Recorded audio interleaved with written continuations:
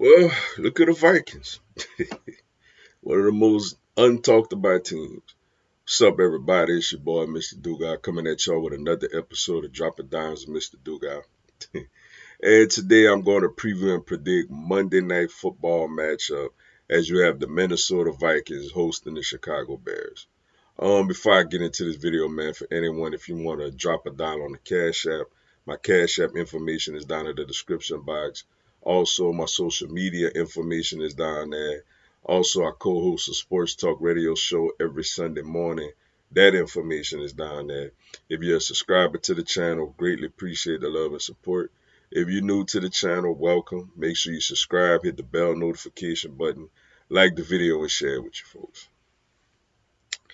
Vikings versus Bears, man. For the second time this season. Crazier game early at Soldier Field. Vikings got out to a big lead. Bears scored, got an onside kick, kicked the field goal to send it to overtime, and then the Vikings had to win it in overtime.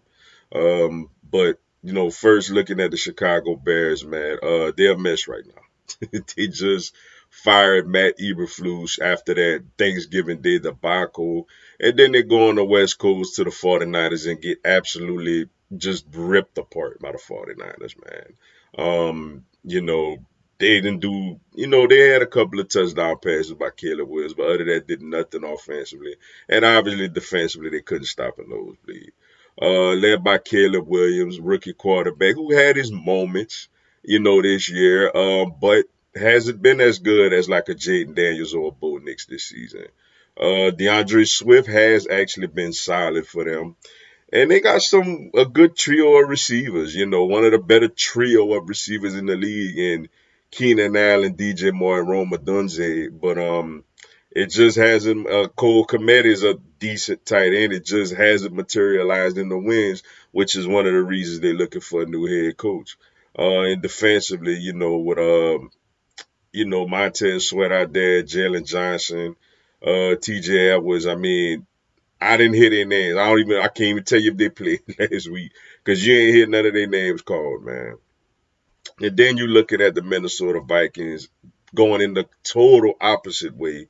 They won 6 in a row and looking like a real legit team. And look, a lot of talk is about my Eagles and about the Detroit Lions, but Minnesota is right there in the mix as well, man. I mean, Minnesota still got a shot to win the division and clinch home field throughout the NFC, man. I mean, I'll admit people like myself and other people sleeping on that, man. This team, you know, is right there. You know what I'm saying? And they get Detroit last game of the season in Detroit. They coming off of, their rematch with their reunion game with Kirk Cousins. Started off kind of slow, but then just absolutely ran away with this game, 42-21. Sam Darnold has been outstanding this season, and he really was again in this game. Throwing for over 300 yards, 5 touchdowns, and no picks. Aaron Jones has looked healthy and refreshed with this Vikings team. And look, we all know about Justin Jefferson being one of the best receivers in the league. Jordan Addison has been a really, really great number 2 for them this year. They both coming off of getting over 100 yards last week. Addison 3 touchdowns, Jefferson 2. T.J. Hawkinson's a good solid tight end, and the defense led by coordinator Brian Flores, man. They getting it done, man. They giving up yards, but they coming up with sacks and turnovers in critical moments. And look, this is one of the better teams, man. Kevin O'Connell is one of the best head coaches in the league.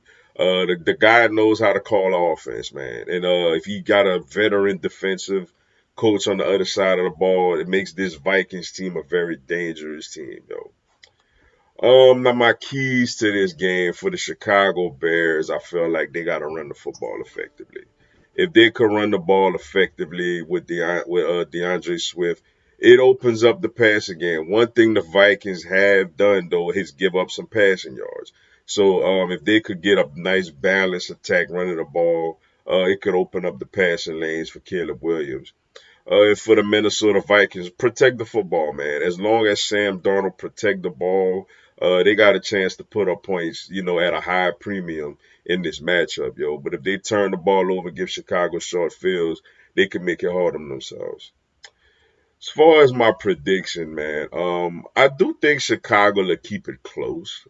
Something telling me Chicago gonna play inspired in this game, but I got the Minnesota Vikings winning it, man. They just too talented, too good, too well coached. I got the Vikings getting the win at home against the Chicago Bears and improving to 12-2, being the most under talked about 12-2 team probably in the history of the NFL. But with that being said, man, that's all I got for y'all today. Appreciate y'all checking out the video. Hit the like button for your boy. Give me a subscribe and have Philadelphia Eagles, NFL, and content on my other teams throughout the year. Y'all have a blessed one. Fly Eagles, fly.